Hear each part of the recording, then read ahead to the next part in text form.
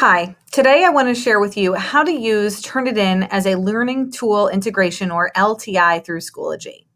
So the first thing you're going to do is go to add materials, but rather than add an assignment, you're going to go to add file, link, external tool.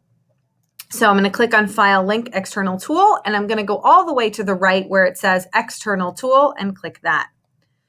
On the window that pops up next, I'm going to select tool provider as Turnitin. And I'm going to give my paper a title. It's important. There's two very critical pieces of information that you're going to create at this time, and you need to be really cognizant of what you're entering. The first is going to be the title of the paper, and the second is going to be the due date and time. So for the title of the paper, I'm going to call this one Paper XYZ. But it's really important that the title of your paper is something that you're certain it should be called and is detailed enough that you would be able to identify it from any other papers, because you cannot change the title once it's created. You could delete the assignment and start over, but you can't edit the paper title. Then you're going to go into enable grading and you're going to check that on. That's where you'll be able to see the due date and time.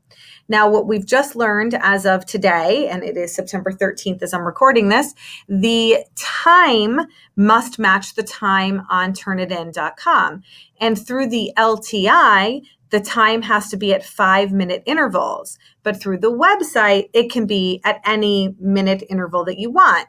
So this 11:59 won't match the LTI, and therefore it won't work. So I'm going to change this to 11 o'clock on the nose, which is a 5-minute interval and will be read correctly by Turnitin.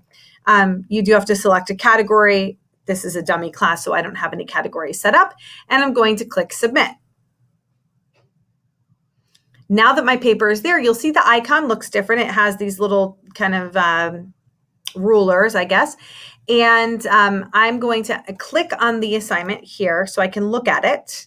And you'll notice that inside this frame, as the 3 dots slowly load, I see a full Turnitin interface, which is the update, and it's the reason that we're switching to the LTI as opposed to the app. You have all the settings available to you. So I'm going to click on settings so that I can fine-tune the settings for my assignment. Notice the title is grayed out. I cannot edit the title, as I explained before. And notice that my due date does match. It matches, it's 11 p.m. But if I were to try to make this 59 minutes and hit submit, it automatically changes it back to 00. These have to be done in 5-minute intervals, like I said. They can also be done from this drop down with the clock, but when you scroll through, it scrolls by minutes, okay, by 5-minute intervals.